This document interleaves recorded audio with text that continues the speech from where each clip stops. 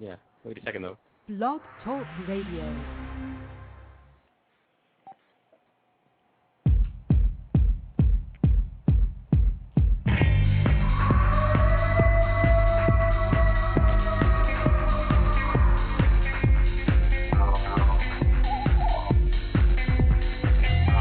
Welcome to Sasquatch Watch Radio with your host, Billy Willard,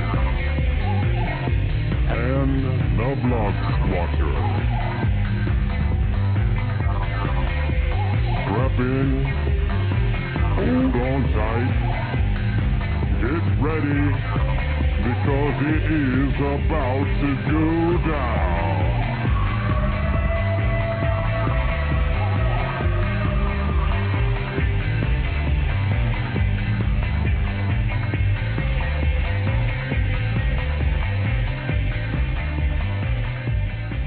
Alrighty, hello everyone. Welcome to another episode of Sasquatch Watch Radio. Today is Monday, July 20th, 2009. Got a great show tonight. I am your host, Billy Willard, and welcome my wonderful co-host, and his name is not Hugh, just so Bruce knows that. But his name is DB Donnan, the Blog Squatcher. How you doing tonight, DB? I am doing fantastic, Billy. How about yourself? I'm doing just fine. My understanding is that you just may have some little news tonight, and that's everybody's favorite part of the show. Yeah, I doubt that, but I do have a little. I mean, it's a little. I don't know. I think that. Okay, first let me back up here and say that people may not be aware of what the Gable film is, but I think probably half of the people will remember. A little while ago, there was this film that. Something comes running at this camera. It's a film from looks like the 70s. Mm-hmm. And the thing that comes running at the camera kind of looks like a gorilla, but it also kind of looks like a dog, and people were really kind of freaked out by that. I mean, it's not really Sasquatch related, but, we all looked into it. We thought it was interesting. Well, a couple of days ago, another movie came out, and the claim about this movie is that somebody found it in their aunt's attic. And it supposedly is like a police file film, like when they go do an investigation, apparently they like to film some things, and that's supposed to be what this is. But I kind of thought that there was something fishy about it. Now I'm not sure what to make of the first film. There's really not enough to go on there. But the second film has a couple of things in it that have kind of triggered my hoax sensors. And one of them is that the victim that's shown. And it's really kind of gross. If you haven't seen this and you think it might be real, and you have a weak stomach, maybe you shouldn't look at it. But if you're looking for the link, I do have it up on the Blog Squatcher. I think it's at the top of the blog right now. They show a person there that's just half of a body, right? So the legs down are gone. But it looks similar to a guy that shows up in the previous film. He's kind of a heavyset guy with long hair and wearing a plaid shirt. Now, the plaid shirt is different, but otherwise the body looks similar. But the face is turned away, so you can't really tell. All right, that's number one. I mean, to me, I'm asking myself, why does that guy have to be in this video when in the previous video what they show him doing is chopping wood for about 15 seconds? Right. It seems like, if that's really the guy who owned the camera, would he have given the camera, hey, I'm going to chop some wood. Would you film me while I'm chopping some wood? I don't know. I'm not really buying that. I mean, it's within the realm of possibilities, but, if you're looking at these things critically, that's one of the things that stands out. Now, but that's not the biggest thing for me. It's the words that go along with the film. The guy who's supposed to have found the film wrote a story about it. He said, yeah, we knew our uncle had gone and done this, and he came back from the thing muttering, bears have 5 toes, dogs have 4 toes. And the story continues like on. He loses his mind, he goes to Florida, and nobody hears from him anymore. You know this, Billy, and probably most of the other people out there who actually do investigations know this. People do not lose their minds when they witness, a cryptid. It happens in fiction. It's always in the movies. Somebody lost their mind because they saw a monster and they couldn't handle it. But it actually doesn't happen to real people. They don't lose their minds. They may be very upset. They may have, something like post-traumatic stress disorder, but they don't actually go crazy. So that's another detail that kind of sticks out, and I say, yeah, I'm not sure I believe that. So, he went crazy, went to Florida, and nobody can find him. So he's conveniently missing. Right. Is the way that works out. So I think, you might want to look at it because it's entertaining, but remember there's a couple of details that might make you think twice before you bought into it, at least the second movie. I don't know if it says anything about the first movie. It looks to me like the second movie was made to look as close as it could to the first movie, and I think the second movie is certainly fictitious, and I don't know what to say about the first one. Right. And that's my news. All right. Well, I just put a link to your blog in the chat, so if anyone wants to check it out, I'm sure they can go to your blog and check that out. Right. So, all right. Well, thanks for the news, DV. And we've got a wonderful fellow on tonight. Just a little bit about him. I had it pulled up here. Let's see here. Where are we going here? All right. We've got Hugh from West Virginia on the show with us tonight. He's been a researcher / enthusiast since he first saw the legendary documentaries from the 70s as a kid.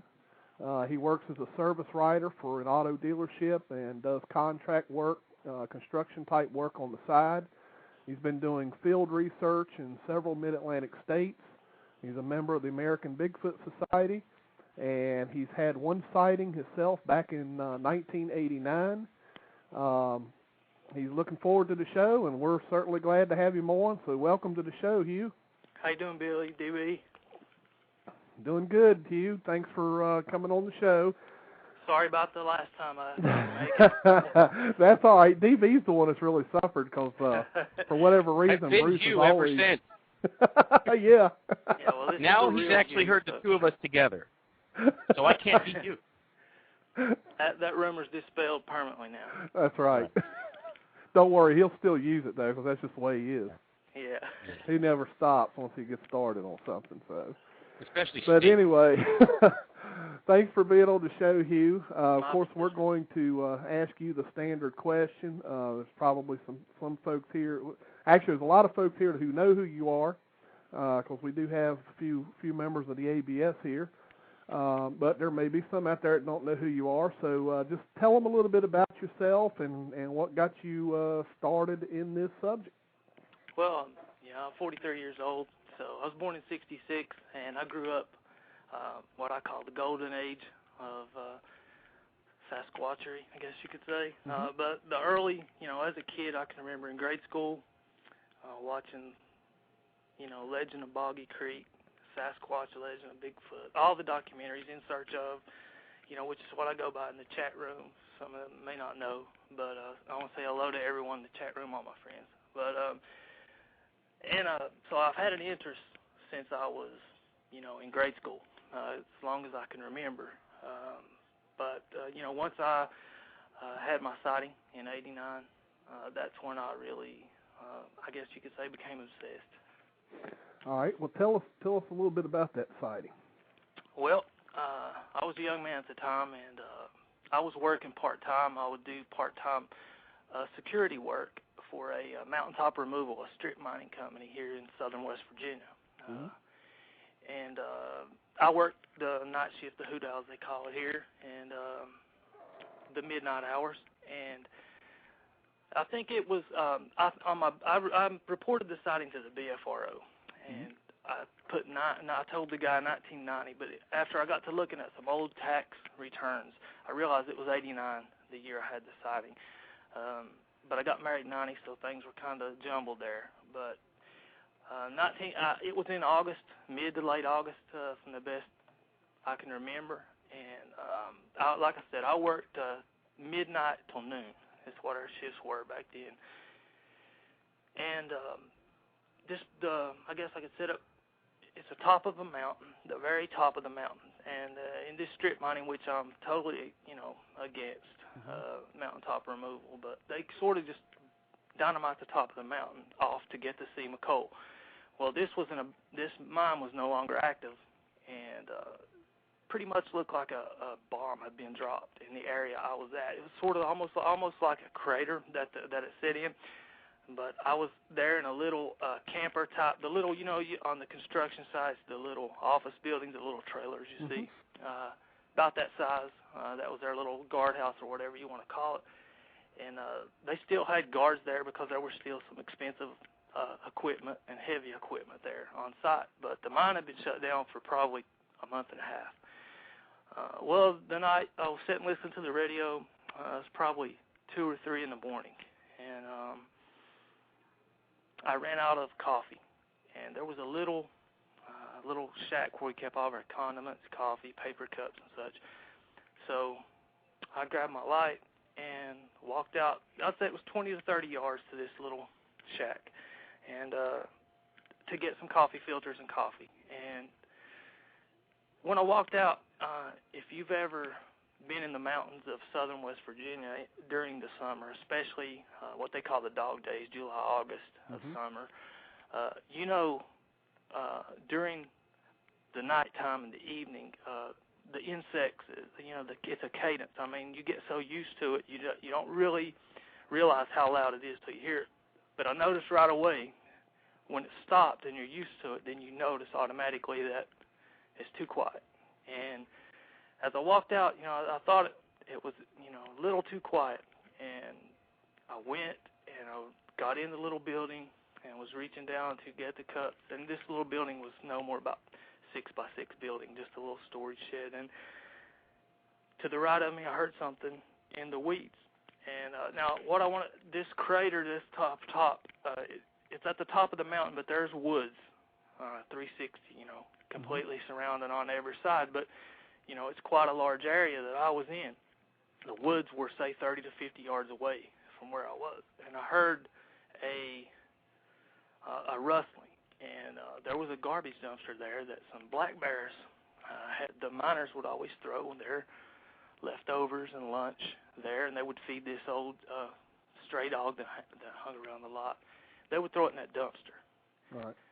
It was in between the shack and the wood line. Well, I was always wary of black bears because we had pictures put up on the wall. You would see it almost once a week during season. And as I heard it, I shined my light and panned along the wood line, and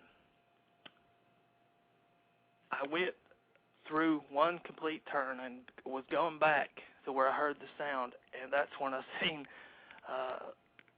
it was crouched over, and like I said, I thought maybe it was a bear or something, probably the black bear. And then when my light went across and panned across, it stood up, and I'm 6'3", right at 6'3", and it was quite a bit taller than me. I mean, I've played basketball with guys that are probably 7 foot, 6'10", and it was right along that range.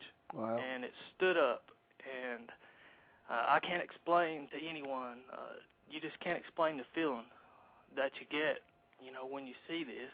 It's like your mind don't register what you're seeing, and it was out of sight within 3 to 5 seconds probably, and when it turned and went through this underbrush,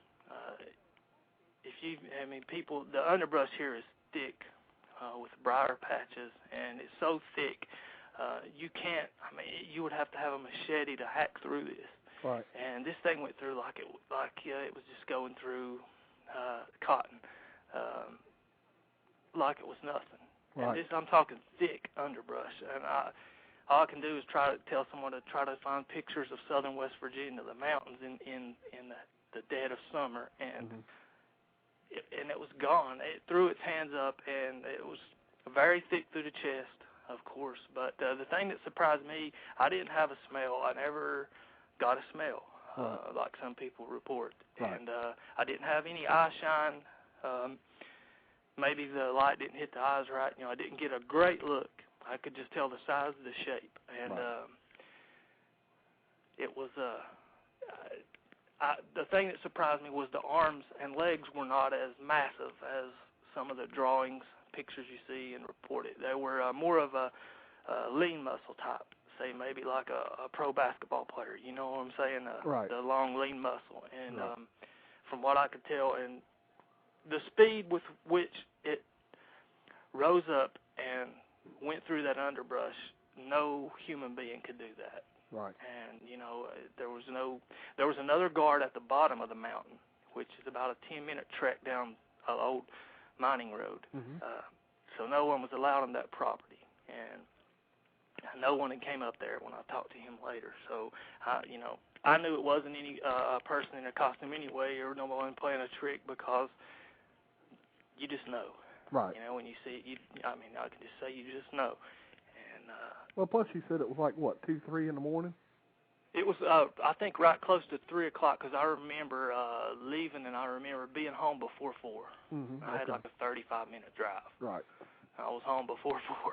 Right. I left the mountain. I just told the guard at the bottom I was sick and needed to go home. Right. Now, how did that sighting affect you, or how does it still affect you today? I mean, is it did it make you did it make you a little leery of being up there for a while, or? That night I just couldn't. I had so many conflicting emotions that I didn't really want to believe what I always wanted to believe, as any enthusiast or someone who's just read stories and watched the documentaries. You want to believe, and you think there has to be something with all this, but until you have a sighting and you see something that your mind can't comprehend, mm-hmm. It changes. And from that day on, it's no longer a belief. I can't say I believe in them. Right. I can't say for sure what it is.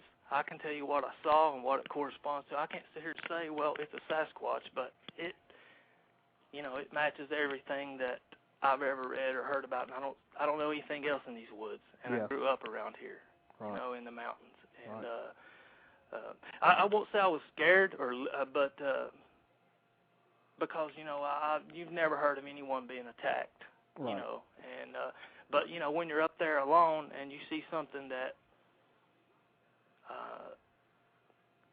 I don't know, it makes you realize how small man really is right. when he's out of his element. Right. Yeah, that's definitely it definitely gets you thinking. I mean, you see something that size, that tall, you're up there by yourself. It definitely makes you think. About what exactly did I just see. So yeah, I completely understand. Let me get this first caller. We've already got a caller on the line. Okay. I believe the caller is I think it's a Skype caller. You're on the air. Hi, how you doing? Good. Who are we talking to? My name is Louis. Actually, it's kind of amazing because I'm actually a Sasquatch beginner aficionado. Mm-hmm. Actually, it kind of fascinates me that an animal. Well, is it an animal? Would you consider it an animal? Well, to be completely honest, I don't think anyone is completely ready to say what it is. I mean, keep in mind there's nobody, or should not be anybody in this field claiming to be an expert, because until one is discovered and laid out in the field of science and to tell us what it is, we just don't know. I mean, my question is, with all the technology we have, satellites and people with cell phone cameras and, almost every part of the United States is inhabited, mm-hmm. or someone that is at least, marching through it, Right. You would think that somebody, there would be a pack of them, or a family, or a pod of them, however they would be classified as, in a group type setting. They probably would have been found already. Well, I tell you, there's a lot of area, even right here in Virginia. There's still a lot of forest that I doubt that anyone has ever walked on. You go down to southwestern portions of Virginia, there are vast acres of forest that probably have never been walked on. So, there's still a lot of wilderness out there. A lot of people don't think so. When you look at an aerial view or aerial map of the United States, you do see a lot of metropolitan areas that have been cleared. Right. But you still have rather large pockets of unpopulated, undeveloped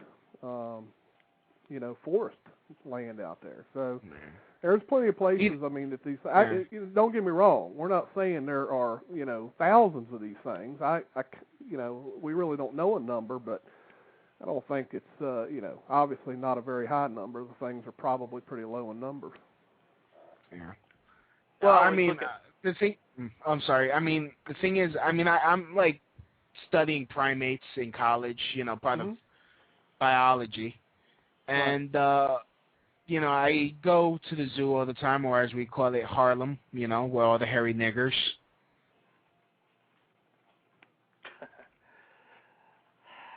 Yeah. Yeah. There's that quick finger, Billy. Good work. I figure that. Yeah. Idiot.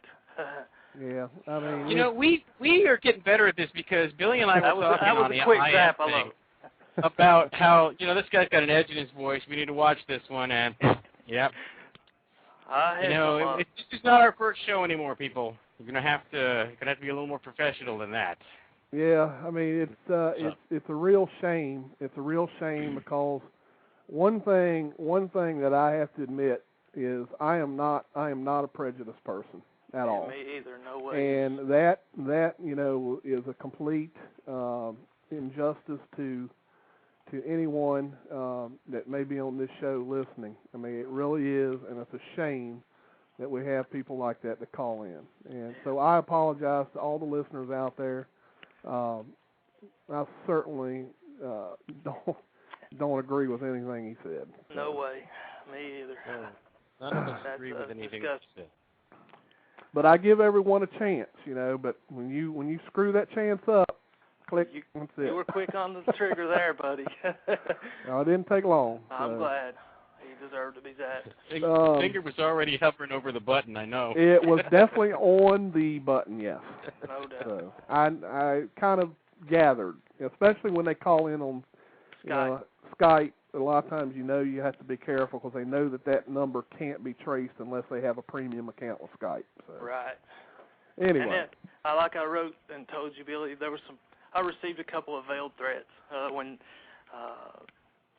announced when you put it up that I was going to be on the show because of some of my views about habituation and paranormal and such. And, right. And so I kind of figured maybe get a couple tonight. But I was hoping that it wouldn't be that lewd and disgusting. Right. DB, do you have? I thought I saw some questions. I've got another caller on the line, but I'll get to them in a second because I don't want you to lose the questions I think I saw earlier. Well, I think that maybe you saw them and I didn't then. Well, I know one of the questions I remember seeing was one of the listeners wanted to know, Hugh, what county are you in? It was sighting happened in Logan County. Logan County. Yes. Yeah, I know there's been some reports out of Logan County, that's for sure. The one that's in the BFRO, if anyone wants to check it out. I waited, I think I called the report in 2006 maybe. Maybe two of my friends know, one family member, because the first person I told, I got the strange look, the roll your eyes, and the sarcasm, and so I just, but after years of,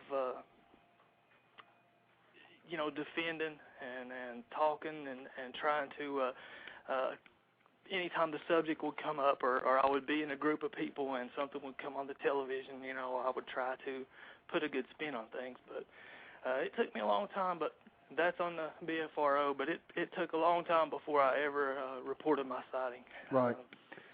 I'll tell you what, your peers and your family can be your worst critics sometimes, or worst ridiculers. Definitely. Because they don't care what they say to you anyway. Right.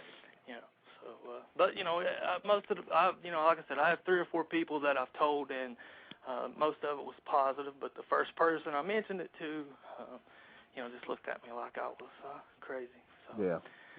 But, all right, I'll grab this other caller. By the way, folks, if y'all did, I thought I did remember seeing a couple questions in caps, so Put it up again so that DB sees them, and we'll get those questions asked. Okay, we have another Skype caller. I'd like to caution, I hate to sound like I'm picking on Skype callers, but hopefully this is a serious phone call. If not, please understand that you will be cut off. Skype caller, you have been unmuted and you're on the air live. Hello? Yes. Okay, yeah, I was, walking through the woods. I'm kind of I think it's kind of fun to just go around and try and find Bigfoot. Mm-hmm. And I saw this, hut thingy, and I was, a few miles into the woods. It wasn't near any trails. And then, do you think that could have been a Bigfoot hut, or do you think, even miles in, that was, some kids just messing around? Now, what did you see again exactly? Well, I saw the Bigfoot hut, and then in the distance I saw this big black hairy object. I'm pretty sure it was your wife. Get rid of that one. Well, what kind? Let me understand what you're saying. What did this hut look like that you claim you saw? He said heart, I think. No, I thought he said hut. Yep. Oh well. Let's get. Let's brought a curse upon the show. No, don't worry about it. It's going to happen. We got Henry May on the line. How you doing, Henry? I'm doing good, and I wanted to say hello to Hugh. And first of all, Hugh, how's the leg? Doing better. Good. Pretty good. I've actually went into the woods a couple of times lately, so it's rehabbed pretty good. I've had 2 surgeries on it, but it's doing better. I'm sorry I hung you out to dry too, Henry. You ended up in Chicago. Oh, that's all right. But I got a lot of respect for you. Thanks, man. Yeah, he is a major supporter of my blog and of my my videos and stuff on YouTube. Yeah, he's always there with good comments.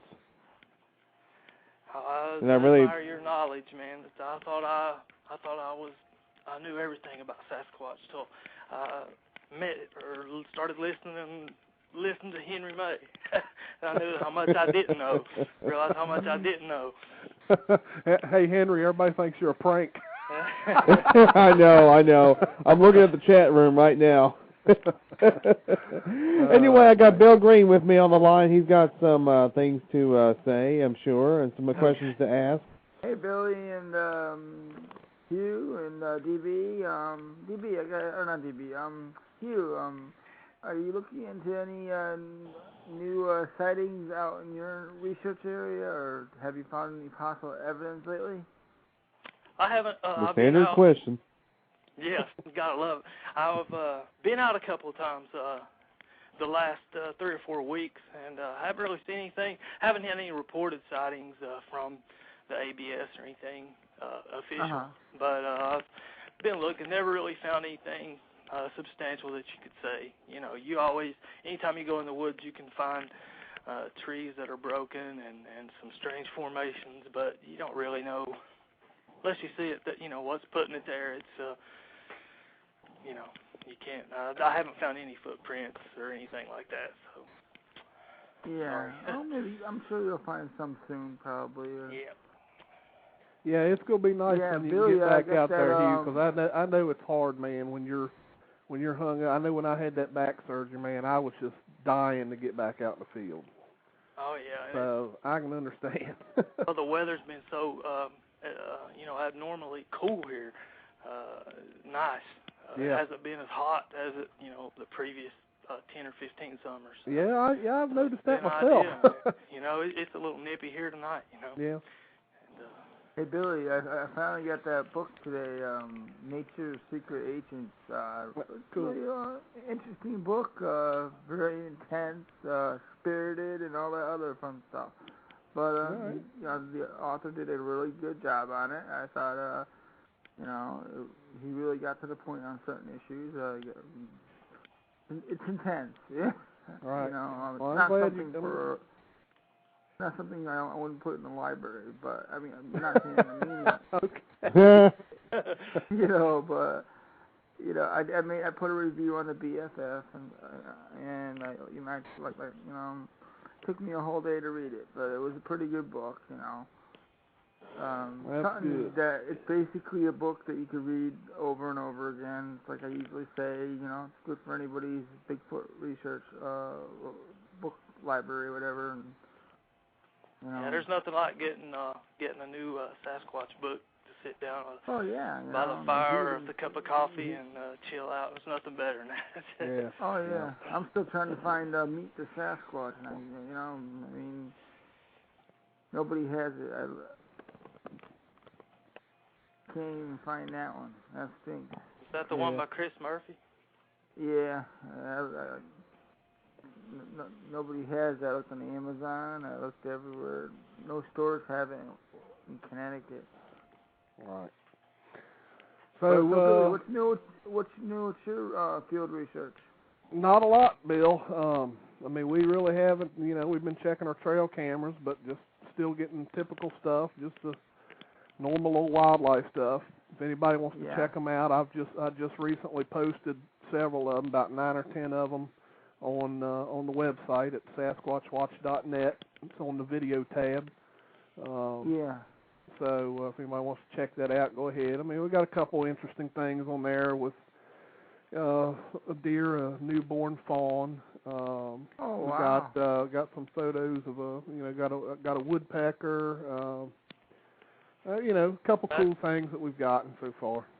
That's a neat little aspect of it. Anyway, even if you don't get any Sasquatch-related photos, you get a lot of good nature and wildlife pics. And it's pretty cool. So, DB, what's new with your Sasquatch research? And are you putting anything more in your great blog soon? I never know about that, but I can tell you something I just looked up for you right now. I'm on a website that I sometimes use when I'm looking for an old book. It's called alibris.com, so it's ALIBRIS.com. I just looked up Meet the Sasquatch, and I see one there for $25.50. It's used. There's a new one from $35. There's one that's signed for $59, and then there's another for $195. I don't know why I wouldn't buy that one if I were you, but there are 3 up right now. Of course, I just said that on the air, so you better hurry because there might be 2 other guys. I think I'll wait till the book goes down to $19.99. I actually have a signed copy. I doubt that book go down to $19.99.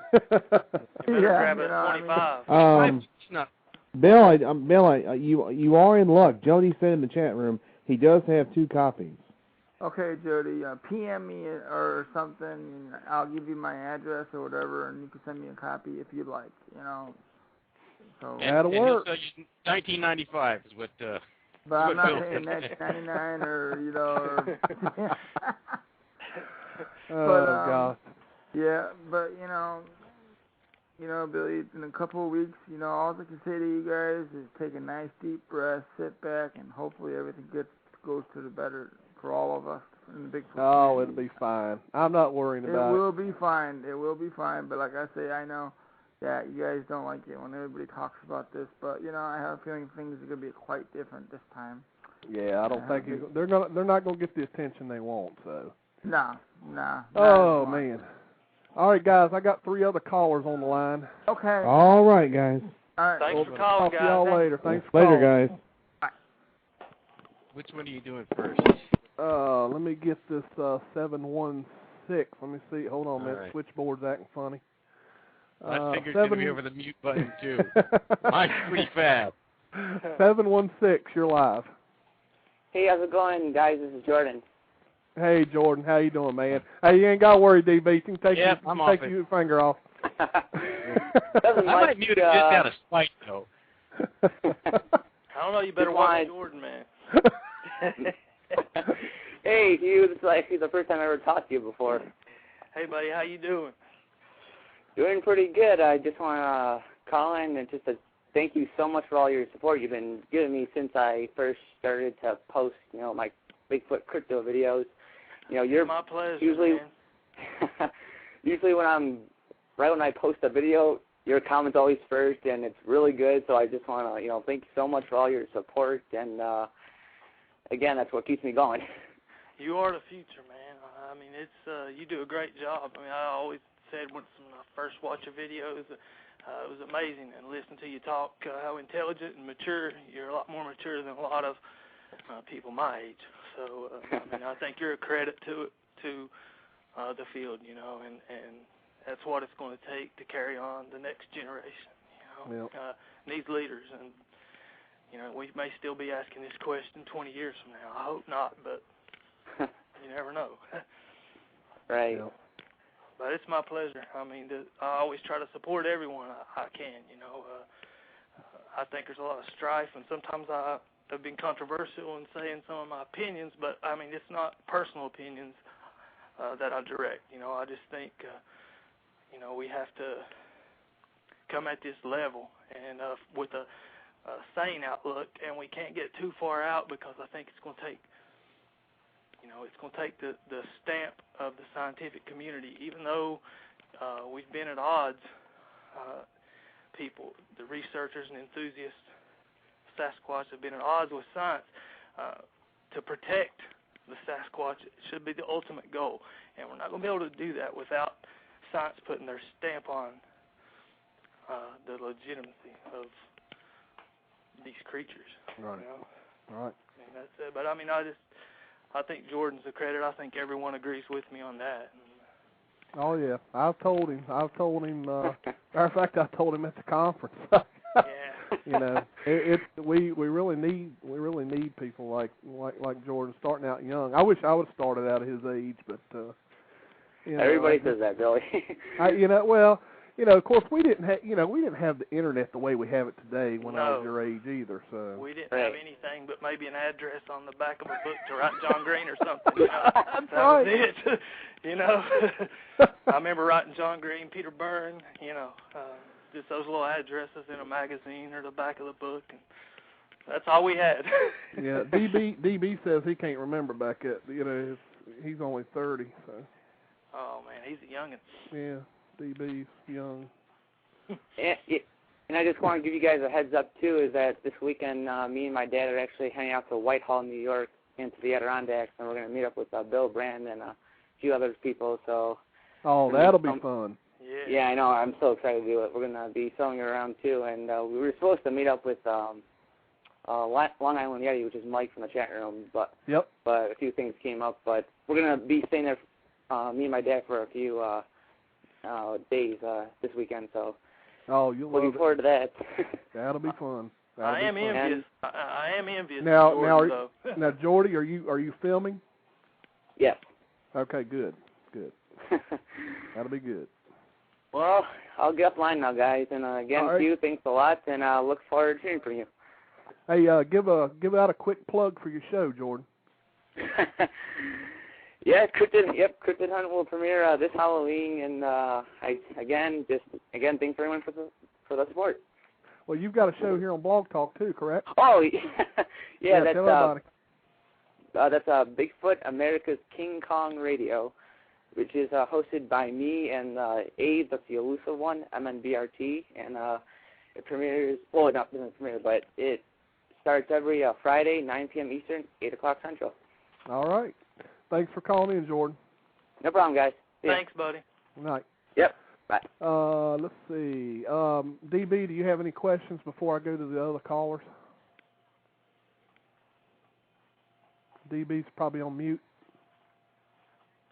Had to remind him. You're right, I was. And I just said something really intelligent, but I can't remember it anymore. No, I haven't seen anything. Okay. Just checking. All right, let me go to this caller from the 315 area code. You're on the air. Hey, guys, how are you? Good. Who are we speaking with?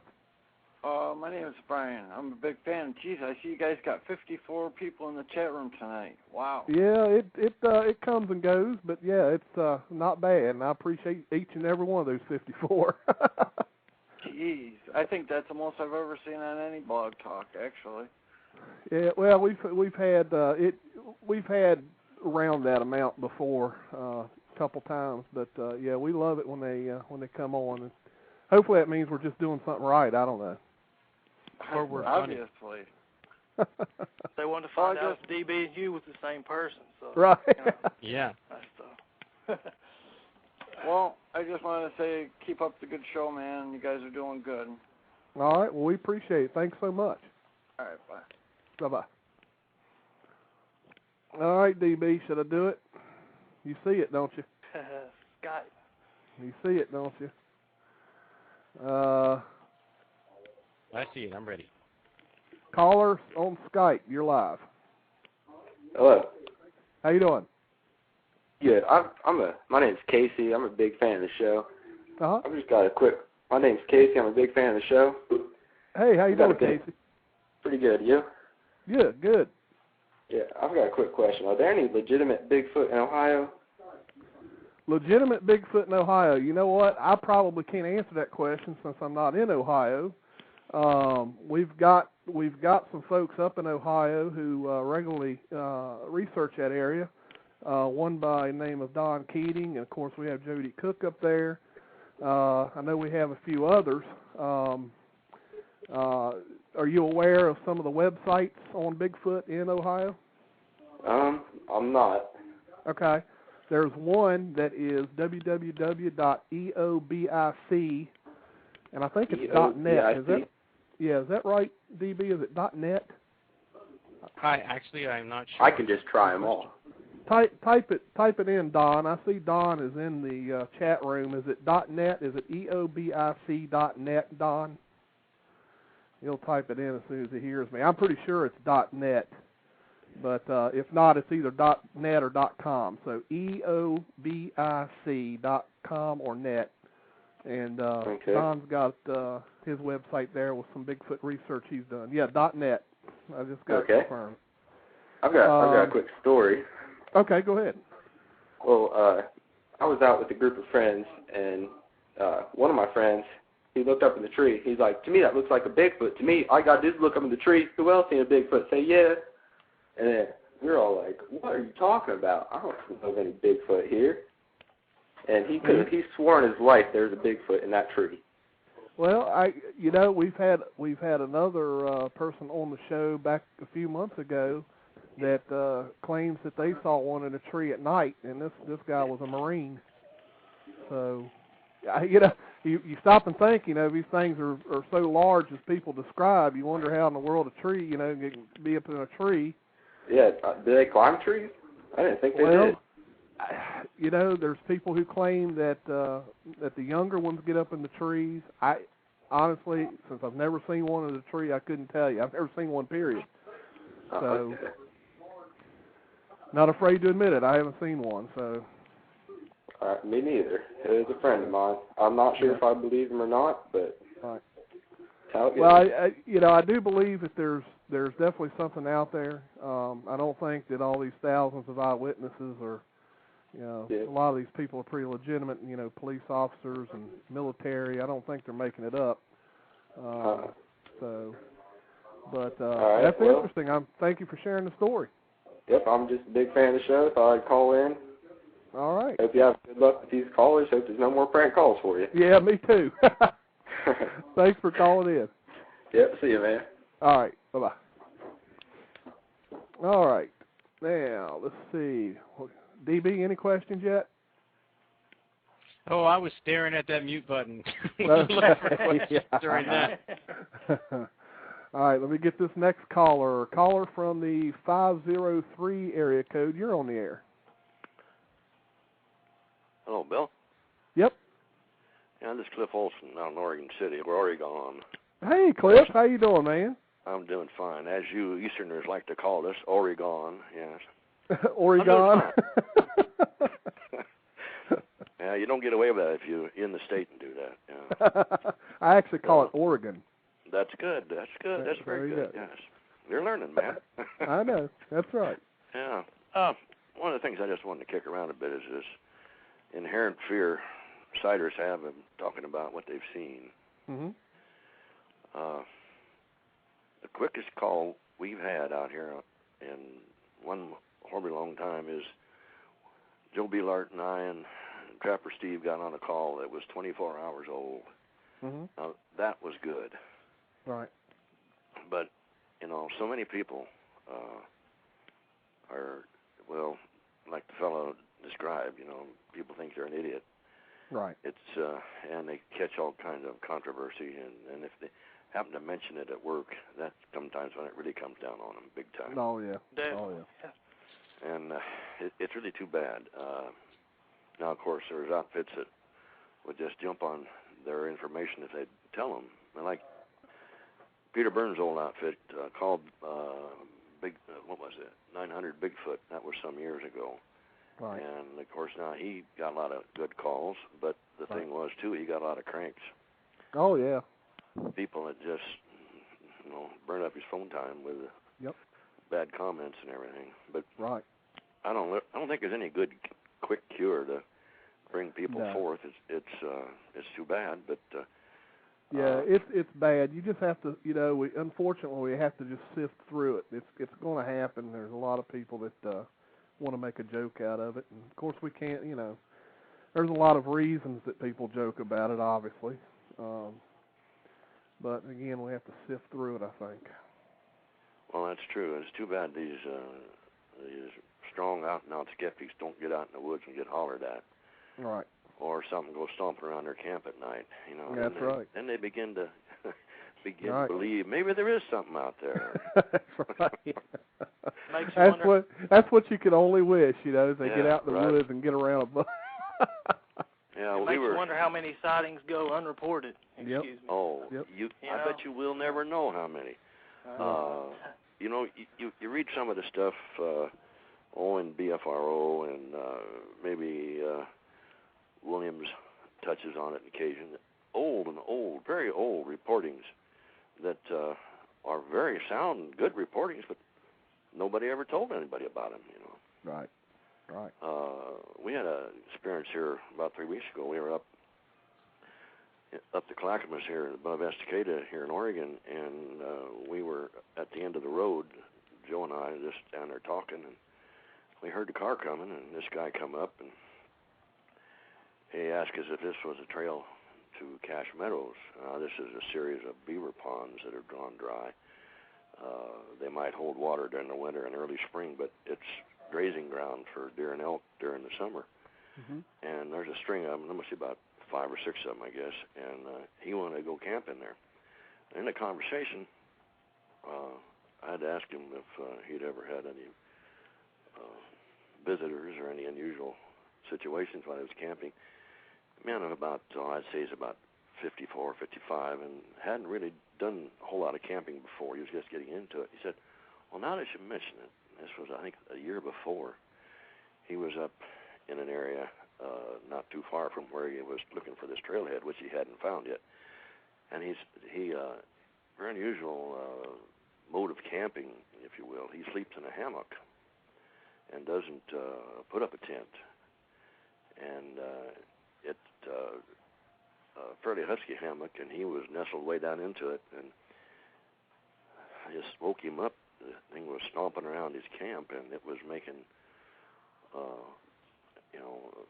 it wasn't a 4-footed animal by far. He could really distinguish step after step after step. And it circled his camp, and he was so petrified he wouldn't raise up out of his hammock to take a look and see if he could even see it. Right. But we cautioned him about, you shouldn't be going up there alone. If you get in trouble, get injured or something, who's going to come and drag you out? Right. He said, well, I have one of these new gadgets, he said, that I can tell my wife where I'm at by just punching in the button, and it drops the coordinates on the other unit. Mm-hmm. Or I can call for help, or I can say everything's fine and all like this and the other. I think it had 3 options on them. I'm not real sure about them, but that's something anybody wandering around the hills should have.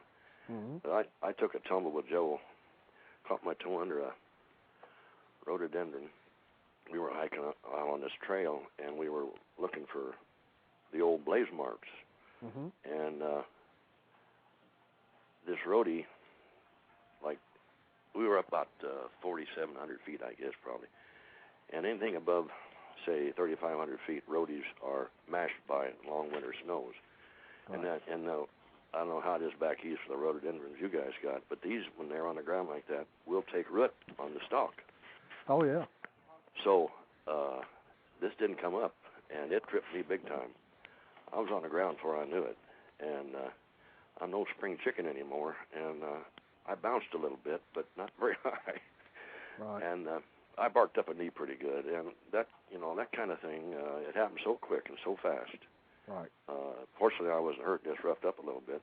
Right. And barked up my knee, but that stuff can't be cautioned enough about going out in the deep woods alone, because you can and sure if I'm not mistaken, you all were a couple hours in too, right? Yeah, we were. Yeah.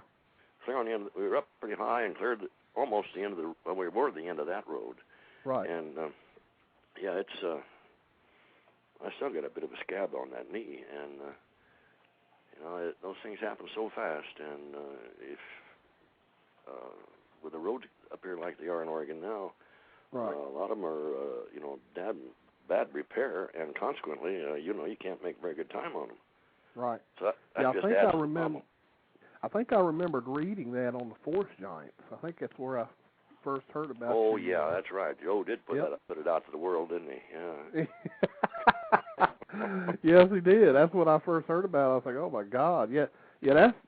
I'm glad you brought that up, Cliff, because that's a lot of people think that when we talk about going out in pairs, that we're talking about these things are dangerous and it can attack. We guess we really don't know that. It's just there's not that many accounts of it, but it's not just that. It's just what you mentioned. I mean, you could have got it. I mean, think if you were out there by yourself and you got hurt even worse, where you couldn't even walk. I mean, yeah, true. That could very well happen.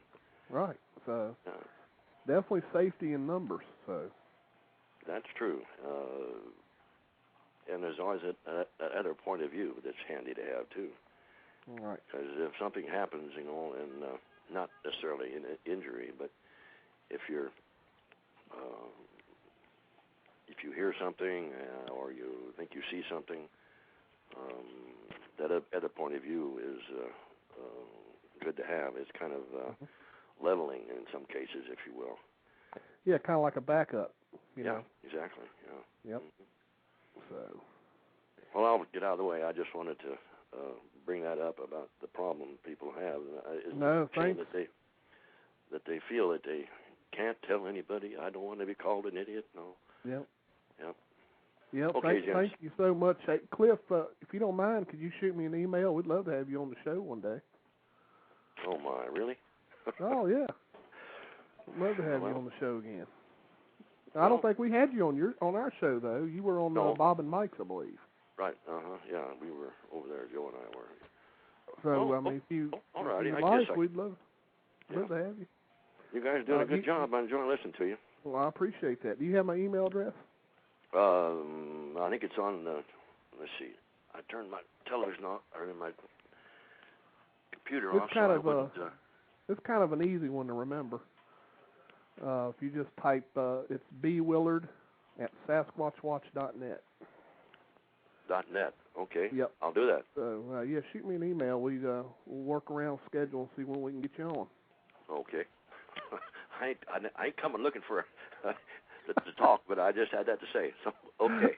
Okay. Talk later, guys. All right, Cliff. Bye-bye. Bye-bye. All right, DB, do you have any questions there? No. No? But you know what? I put up your address there, and I'm now typing everybody email Billy. Yeah. All right. I don't know if Cliff was listening on the chat or not, but gonna get 55 emails tonight. Yeah, exactly. Okay, we've still got callers, so are you ready? I'm ready. Ready. Okay, here we go. Skype caller, you're live. Hello. Hello, who are we talking to? My name's Gordon. I'm not calling about a actual encounter I've had with a Bigfoot, but I'm just calling to say that about the lifestyle of the Bigfoot. I think since not many people have seen them that much, that maybe they live underground or something. Well, actually, that's not completely unusual. There are some folks who believe that they could possibly burrow in beside of creeks and things underground, so that wouldn't be an unusual thought. Yeah, because like people see them, but they don't catch them. Right. What was you gonna say, Hugh? I said, yeah, it's been reported. People's reported caverns and caves, and I've seen like lava tunnels or something. Right. Like that. I've read somewhere. Old mines. Yeah. So yeah, that's very possible. Caller, wouldn't definitely heard that's a possibility. Yeah, I think they might live in like groups of like 2 or 3, and like sit around and do each other up the butt. Yeah, I figured that was going to happen sooner or later. I had a feeling with that one. Yeah. I think that's what I was afraid of. Of course. That's what I was afraid of. I got an email pretty much warning me that people was going to try to disrupt the show. Yeah. So, you know what? Let them have their fun. Let them have their fun. I guess I made some people mad. I know. Definitely. Where are you running across all these teenagers that you're pissing off? Is what I want to know. I don't know about the teenagers. I don't know. That's strange. I kind of figured it would be a couple of older guys. The bad part is a lot of people like to use Skype because obviously Skype is even if you buy the premium services, DB knows is actually very cheap. Oh yeah. Yeah. Very inexpensive. There's no long distance charges. You pay a standard fee. So I hate to not take Skype callers, but obviously they're using it for a reason, and the reason is we can't get their phone number so that I can read it out on the air. Right. Yeah. So, that'll be good. Call Daddy and tell him what just happened. So just a warning to anyone who wants to prank it has an actual phone number. I will read it on the air. So. All right, let me get this next caller. We got a caller from the 315 area code. You're live. Hey, what's up? I was just calling. I've been waiting for a while, and I've been watching your show for a long time, and I'm a real big fan of it. I'd like to say thank you for your good work. And my name's Alex, and I just was calling to report me and my dad were camping about a year ago, and we were just sitting in our tent, and all of a sudden we hear crackles outside and everything, so we go and look at it, and it's a big fat nigger. Yep, well, 315-871-8771. Man, I hope this isn't because of me, man. You don't have anything. You don't have anything to worry about. I've never personally attacked anyone. I know. I state my views, and right. But those guys are kids, though. I mean, what? Yeah. We can't have anything to do with them. This is they just found us tonight. It's just a right. coincidence. I mean, the first guy wasn't a kid, so that could have been your nemesis or whatever. Yeah. These last ones are kids. Maybe. Sharon, I apologize. I can't repeat the number. It's gone now, so you have to listen to the archives if you want to call That's it. Right. But it's archived. Everyone call a prank to that number tonight. Everyone. Yeah, I got a question from as soon as I get Drew off there. That's right. I got a question from Andy Drew, which we can do while we ponder whether we'll take any more calls. And that is, but if you were independently wealthy, Hugh, what kind of things would you do to try to increase your chances of discovering Bigfoot? Independently wealthy, I would probably try to find some property in the most remote part of the Pacific Northwest, and maybe put a cabin and pretty much reside there throughout the year. Maybe just come into civilization a few times a year for supplies, but that would be a dream. Right. To go find a great tract of land out in the Pacific Northwest or some other hot spot and just be out there, Of course, I would have to have a satellite for my internet, but I couldn't do without that. But, right.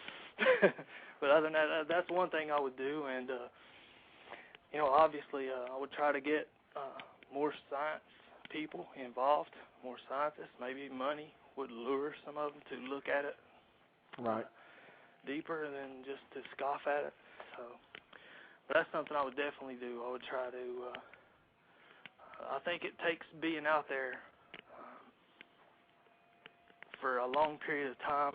Not that you can't have a sighting, but I mean to really, I think that's what it'll take, a long-term project that's, maybe head something up like that, like the Peter Byrne had the project, Robert Morgan and all those guys back in the 60s and 70s. But I think it's something you'd have to have enough money to do it for years. Right. Sustained. And so that's what I would do if I was independently wealthy. There you as go. far as Sasquatch is concerned. Did you see that guy try to call back in, DB?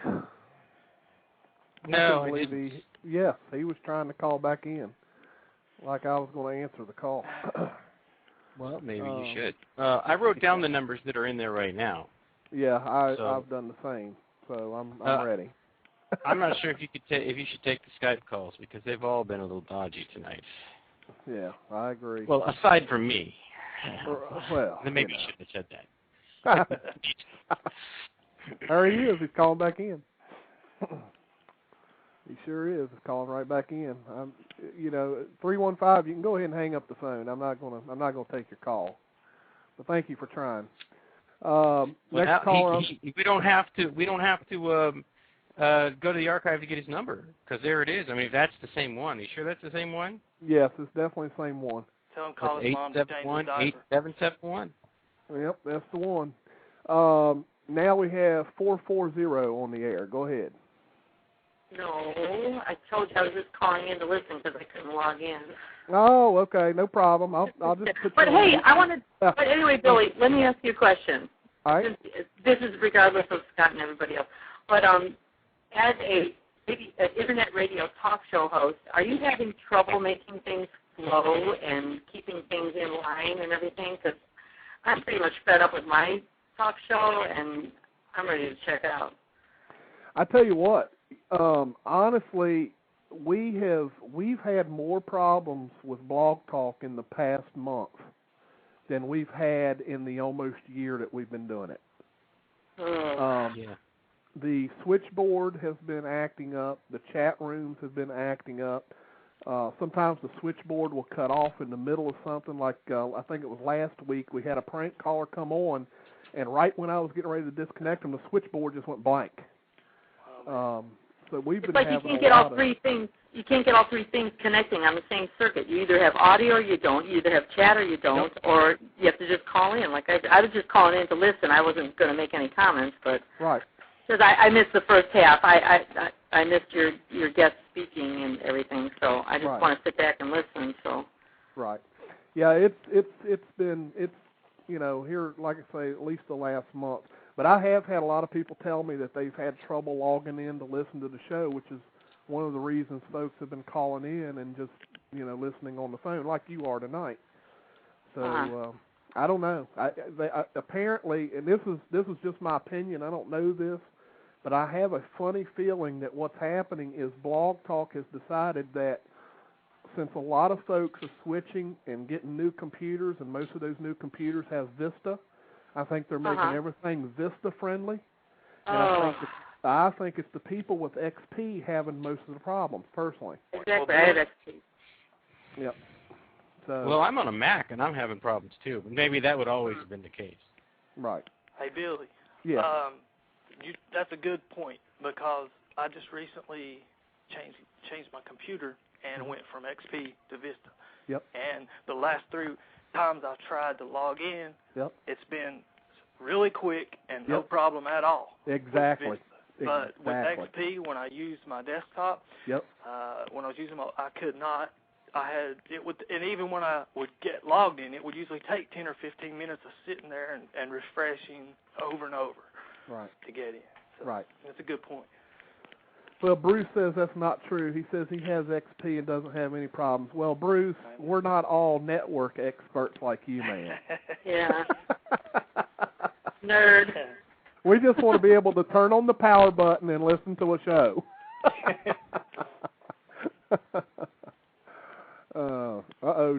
Don Keating just put an omen on himself. He just said that he has Vista and never crashes. Now he's in trouble. Yeah, he jinxed himself. So everybody's promoting Vista now. Yeah. All right, so you want me to just put you on mute so you can listen to the show? Yeah, I want to hear the guest. You have a guest, right? Yep, Hugh's on here. Say hello. And I missed it. How you doing? I missed it. What was your story? I missed it. I'll have to catch the archive, I guess. Oh, I'm sure we'll get him talking some more. Good. I'll be listening. Okay. Okay, Thanks bye-bye. for calling. All right. Any questions from the chat, DB? Well, I've been staring at this board again, so I wasn't looking at chat. Okay. Let me scroll up here and see. If I find something, I'll holler. Okay. 315, you can go ahead and give up. Just give up. I'm not going to answer your call. Caller from the 541 area code, you're on the air. Yeah, hi, Billy. This is Toby out of Eugene, Oregon. How you guys doing? I'm doing good, Toby. How are you doing? Good. Hey, I heard a conversation happen earlier here. Your guest was mentioning whether or not he was independently wealthy. He'd buy a lot of land out here in the Pacific Northwest, and someone gave me the use of 300 acres of private property up here, about 5,500 feet up in the Umpqua Valley. Wow. And I know not what to do with this all by myself, so I'm looking for other Oregonians here that would want to partake in helping me out with all this land. I'd hate to just sit on it. I've got Darren Richardson right now trying to back me up as much as he can, but our work schedules aren't matching up. But if you're a fellow Oregonian in or around the Willamette Valley and would like to get in touch with me, I wanted to see, would you guys be okay if I put out my email address here? Go right ahead. Okay. You go can ahead get in and touch with me. Say it slowly, and I'll type it into the chat room. Sure. It's at Backyard. Well, you know what? That's my blog. Let me give you my actual email. It's the email is friendofthe_feet@yahoo.com. Whoops. Friendofthe_feet@yahoo.com. Got it. And they're welcome to get in touch with me that way, or they can go to the blog at backyardbigfoot.blogspot.com and leave a post there. But, yeah, so far Darren and I have went up there for the better part of 12 hours, and we posted all our misgivings. We were kind of like a couple of Three Stooges up there falling all over the place, so it was a little bit silly, but we did some bait stations up there and had some interesting little things that we learned on the learning curve. Being out in the woods, of course, these things happen. But yeah, no, I just wanted to, I know I heard earlier that there was somebody from Oregon on here that yeah, that was like Cliff. They're north of me. Cliff. Yeah, that was Cliff. Yep. Okay. But I'm sure Cliff is still listening, so he might email you. You shouldn't have a problem finding people out in Oregon. No. There's a lot of good researchers out that way. Yep. Got Autumn Williams out there. Yeah, Autumn's pretty busy out in her area near Elkton, which is near the coast, and Reedsport. So she's got a little one, and she's busy doing her Bigfoot stuff south of me. Yeah. And I just thought, the Willamette Valley would be a great place to keep up the good work that she left behind here. But you can put me back on mute. Great show, and you guys have a good night. All right. Thanks for calling in. Bye-bye. Bye-bye. All right. DB, any questions? I haven't seen any. But I will say that I've been to that Backyard Bigfoot at blogspot.com, and I think I featured it on Blog Squatcher at least once. Cool. I think it's a pretty good site. Good. Very good. So check it out. There's a question. There's a question, DB. Well, I'm not looking. So let me see. Question for Hugh. What do you think, and this is Andy Drew again, what do you think the research will be like in 20 years? Hopefully people if the question is if we haven't found their proof and had it solved the mystery, hopefully people like Jordan and the other young researchers will be taking over. I think as mankind continues to destroy our forest and civilization moves further out into the wilderness, I tend to think it's only a matter of time before either the species becomes extinct or we prove it. 20 years, I think we'll have an answer, or they will be gone. If some major environmental changes aren't put in place. Yeah. That's my opinion. Yeah, let's hope that that's always been sort of a debate whether we want it discovered or not. A lot of people think it kind of takes the mystery out of it. Right. And I think that's what keeps a lot of people going. But the way I look at it, even if it is discovered, there's still too much that we have to learn. Oh, yeah. We still don't know, how they live. Do they live in family groups? Are they solitary? Are they active, mostly at night? Do they do anything during the day? Where do they live? What do they eat? There's still a lot of stuff that we have to learn. Right. And the fascination with wildlife, even the wildlife we know exists, when you encounter wildlife, rare wildlife out in the open, you're still kind of amazed with it, and you look at it with wonder. So, yep. But I'm torn about whether they'd be discovered or not as well. At times I think, you want to so you can enact laws to protect them, but then, sometimes you just wonder about the yahoos that would go, chasing them. Yeah, go grab a gun and try to take one down. So, you know what I mean? So I'm torn on that myself, but I can't say that I really know the answer. Yeah, I don't either. On that. DB, I'm going to let you help me make this call. We've got a Skype caller holding. What do you think? Okay. Well, we've had bad luck so far. There was one Skype caller that didn't do anything naughty, but then the others did. We give them a chance, but just be ready to mash the button. Everybody, be ready to hear a naughty word. That's what'll happen if it's one of those callers again. Yeah. All right, Skype caller, you're live. Hey. Hey, who's this? Hey, why don't you suck my big zap? There we go. Yeah, that almost sounds like one of the previous callers. Yeah, probably was. Could be. He didn't even get the chance to get his nice word out. Yeah, he was too slow. He had to, he had to build up with all that drama. He should have just said the word first. Billy the Kid Zap. Learn it.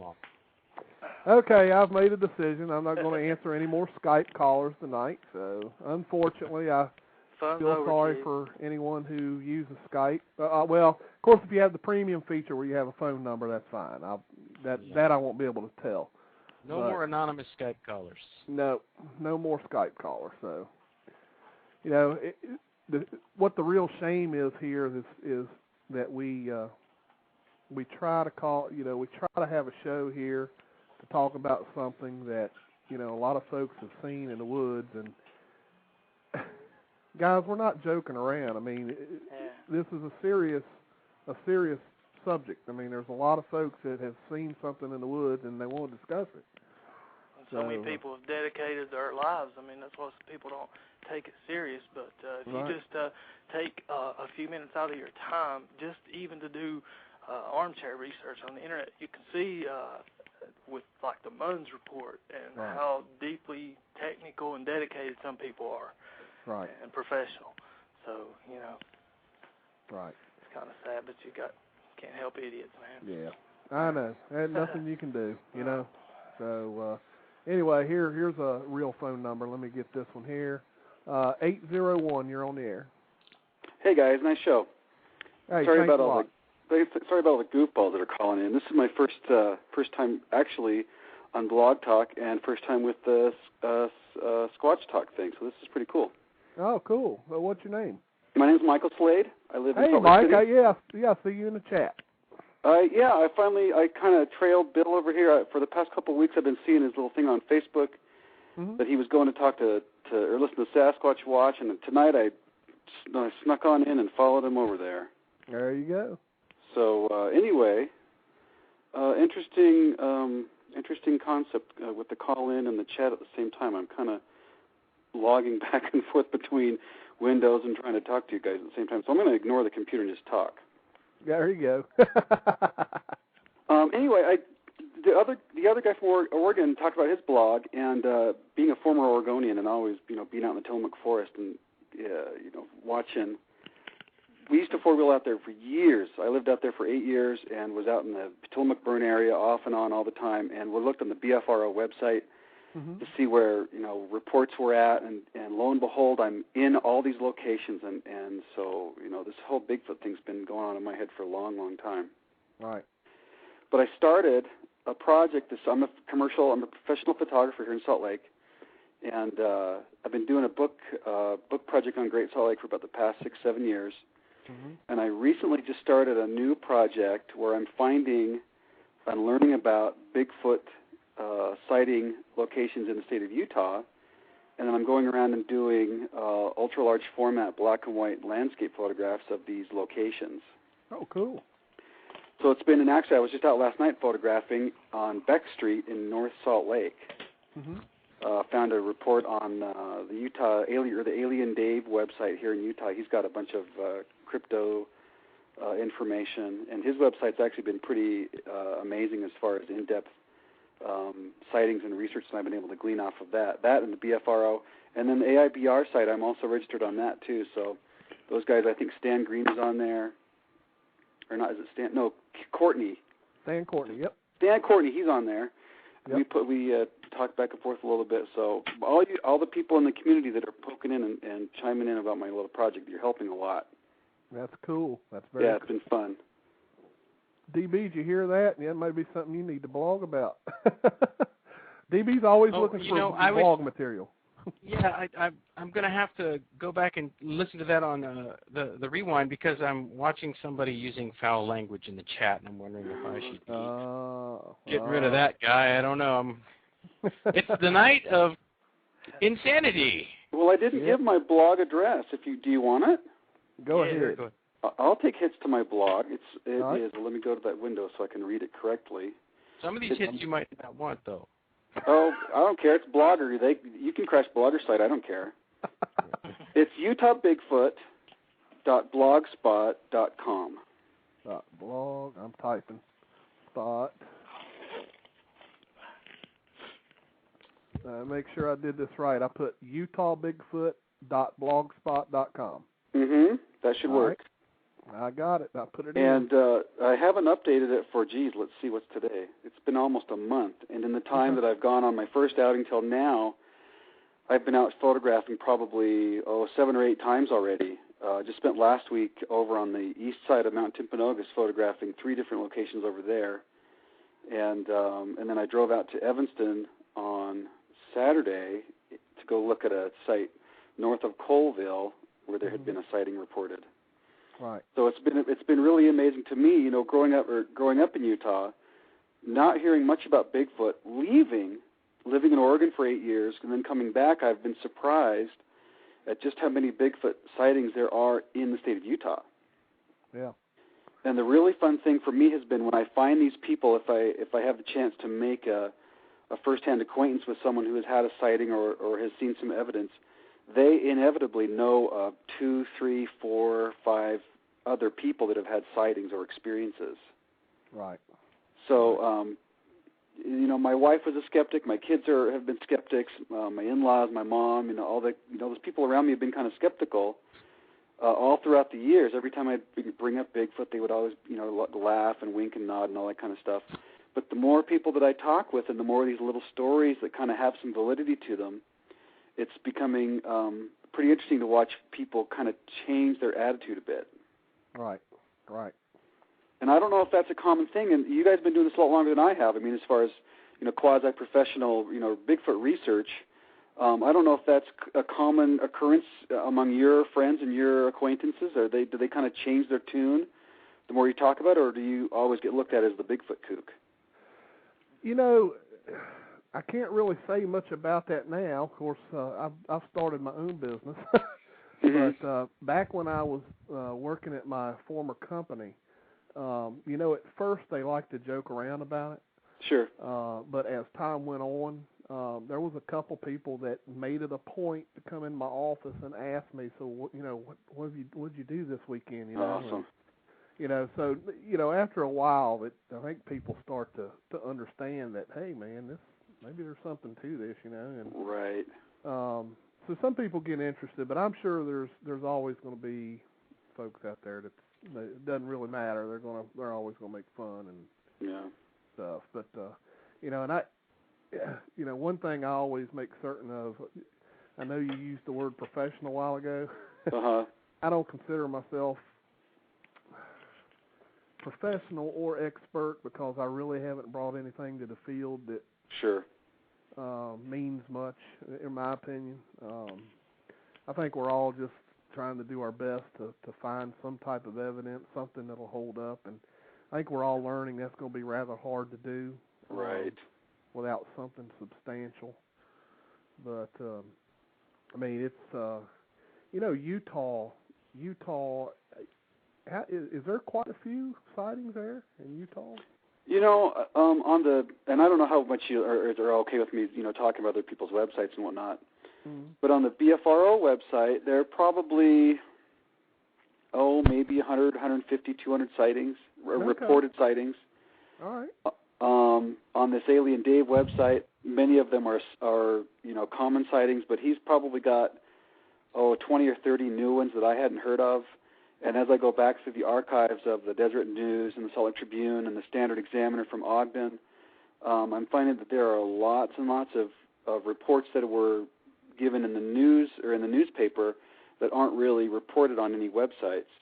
Right. The other thing I'm finding is that they're like this lady that on my blog where I write about my first outing, this woman that I met, she talks about her neighbors up and down this section of the Blacksmith Fork River, hearing howls and noises at night off and on for years. Right. So I'm convinced that there's no statistical evidence that I can base this claim on, but I would dare say that for every one person that's, written in or called or made a report on the Internet, there's probably 10 or 20 people that don't. I agree. In fact, while I was doing the research just for this first outing, I found 3 other people that I knew personally that had Bigfoot, not sightings, but pretty strong evidence that a Bigfoot or large creature was near them. 3 people that I knew personally that I'd never even talked to about this before. Right. So I think, and I don't know if once you become comfortable talking about this with people, if you find yourself kind of being a conduit or a way that people can vent or talk about their experience without being ridiculed. Right. But I know that when I talk to these people, when they found out that I wasn't going to laugh at them, that I took them seriously, and I wanted to listen and hear what they had to experience or what they had experienced, they became very, very humble and very sincere and very honest in what they had to say. Right. Yeah, that's what's important, because that's half the reason people don't report, because they don't want the ridicule. Exactly. And when you actually show up and you interview them and they realize you're not going to sit there and laugh and smirk at them, it makes them more comfortable, and then they pretty much tell you what you want to hear. And I'm sure it's a great feeling for them. It's definitely a great feeling for us. Right. To find people willing to talk about it. But Michael, keep up the good work, man. Thank you. I appreciate it.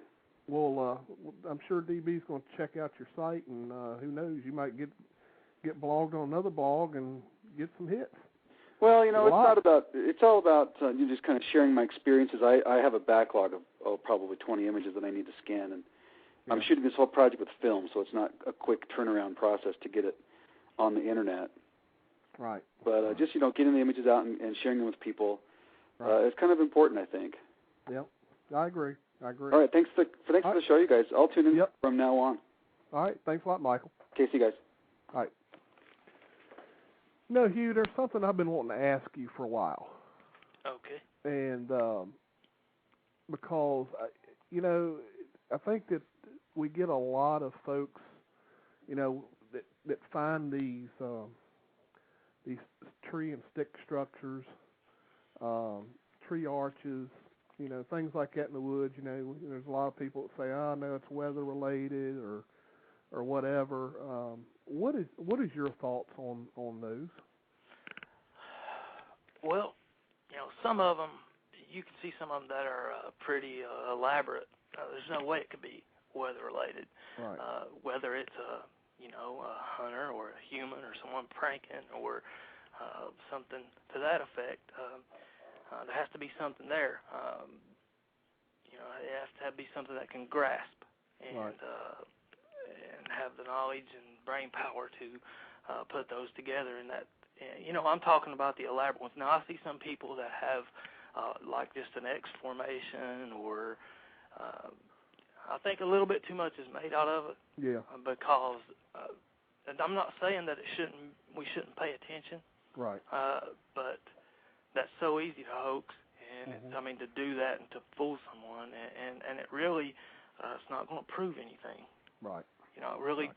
But we should document every little thing when you're out researching. I try to take notes and document every little strange thing that looks, out of place. Yes, out of the ordinary. And but I don't know about some of them I see.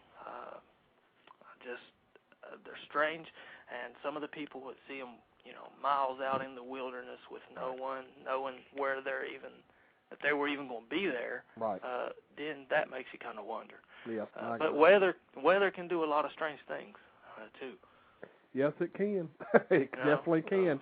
Especially these microbursts. We've had Diane Stocking talk about these microbursts, and I tell you what, when you know that you can have something like that touch down just in one little small area and do, some of these twisting of trees and stuff. She showed me some pictures of microburst activity. I tell you what, man, it's pretty impressive. That's amazing. I didn't realize all that either. Yeah,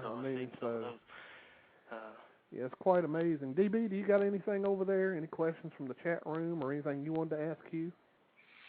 Well, we did get another question from Andy Drew, and he asked a kind of an interesting question. If you had a time machine, he likes these hypotheticals. If you had a time machine, where and when would you go to? And we're talking, of course, about Bigfoot.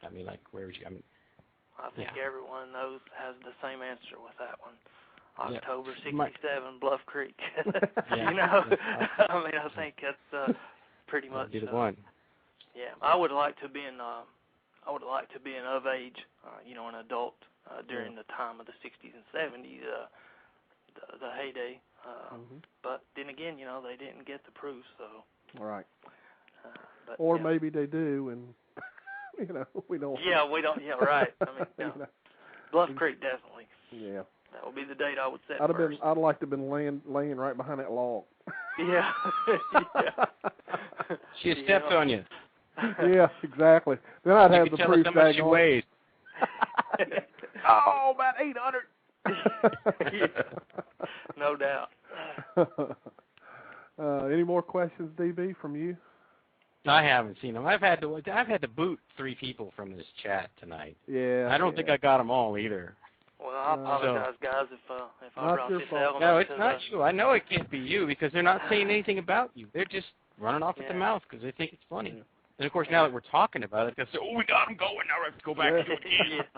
It's like a snowball effect. Yeah. Oh, well, ain't no biggie.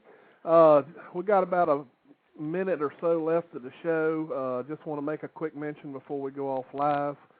Next week we're going to have a fella by the name of Lonnie from Louisiana on the show. If anyone knows that name, he's one of the co-founders of the Texla Cryptozoological Research Group. So we'll have him on the show next week. So look forward to having him on the show too.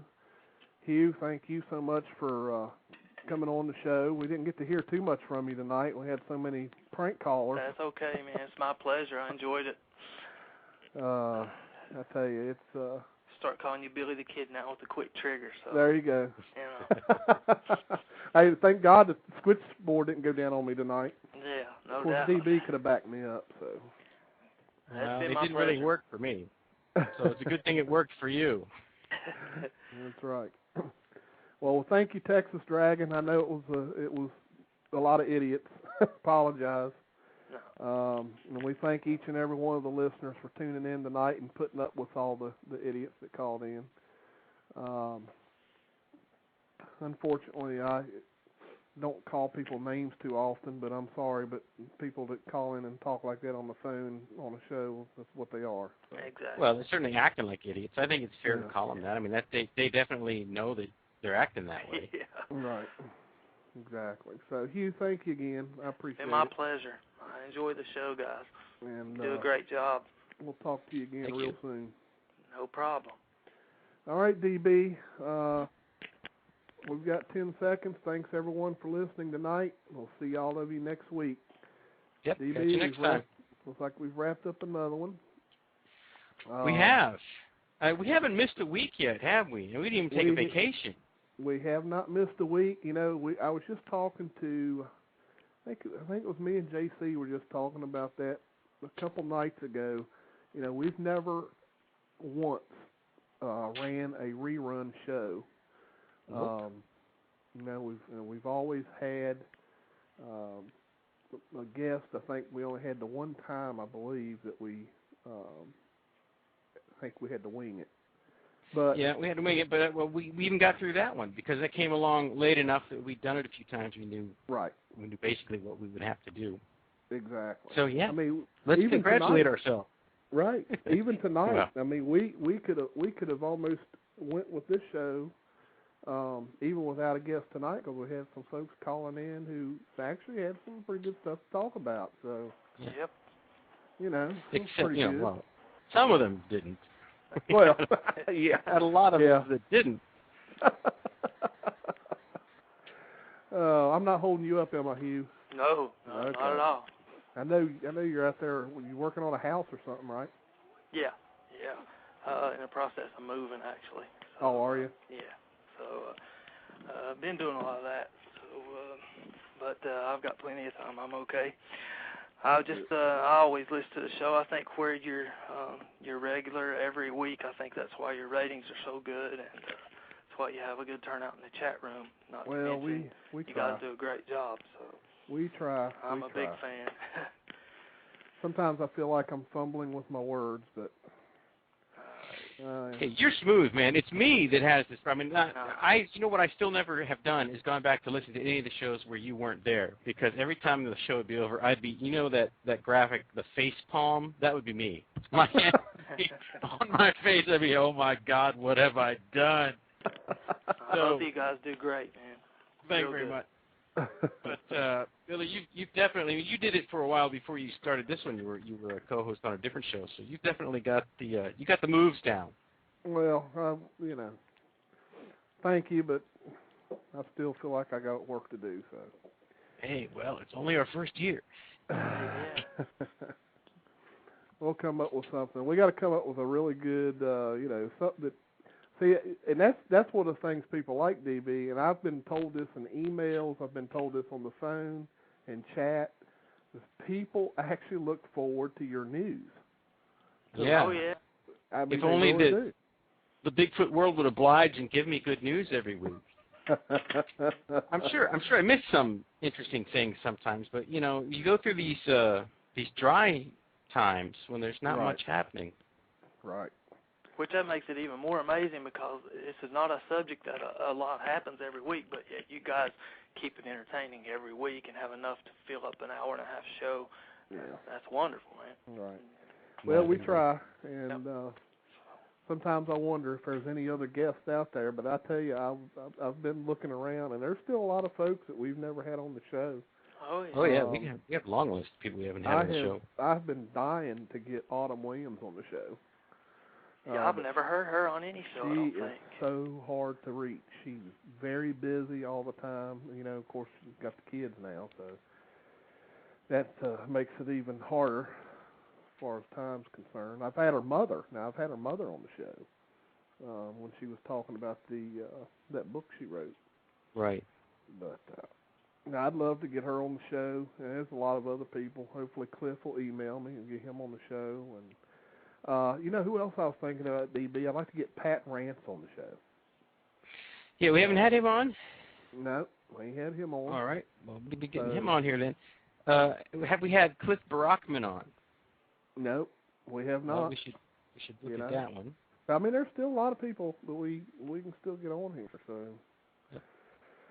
More and more every day too. I know. Joining, becoming known. That's right. That's right. So soon it'll be Hugh. He's gonna get that leg better, and he's gonna be out there tromping through the woods. Oh, and he's gonna run right into one. I would like to be better prepared. Be expecting it. Right. That would be. It never happens that way. You're not gonna surprise me this time. It's funny. We talk about that all the time. About how we'll react if we do see one. And I've pretty much already figured it out, because we went out to a research area back a couple weekends ago, out in Catharpin, our regular area where we've got a trail camera set up. And the homeowner called and said, "Hey, I hear something out back," and it was I think it was on a Sunday evening. He was hearing these whooping sounds. So me and Charlie ran out there. I had the video camera in my hand. Okay. Ready to go. Yeah, so I send Charlie down one area, and then I decide to do kind of a flank, go around the right and come into the woods off of this other road. Well, no sooner I get around there, camera in my hand, here comes this, I mean, it would have been a perfect video if I would have been ready.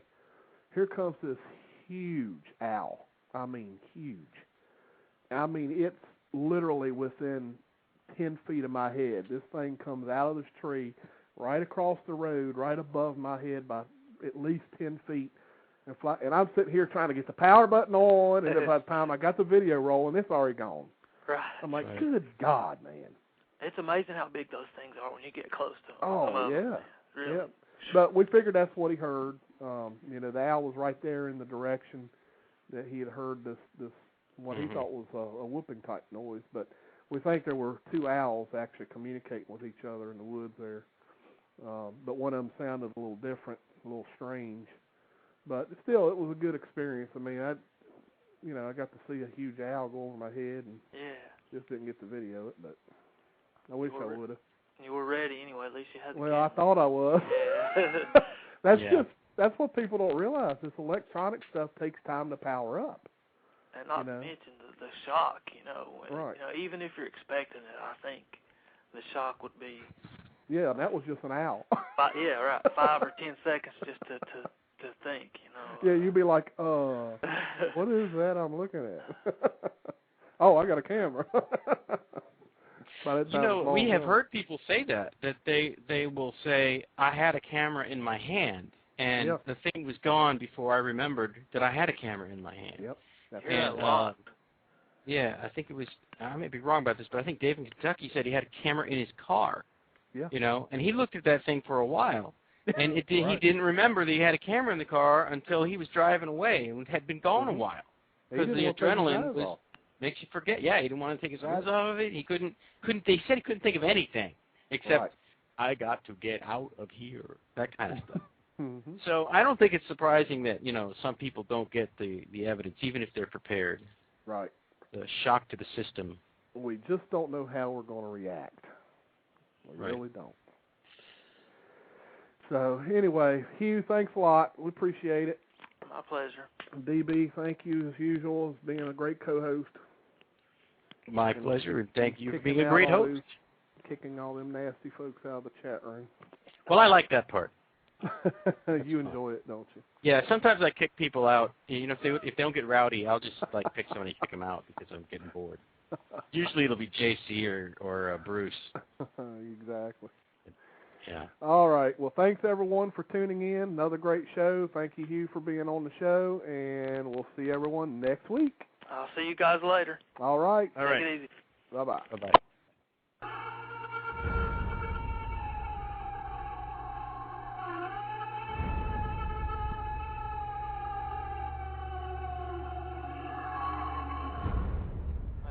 A legend silently stalks the forest around the world,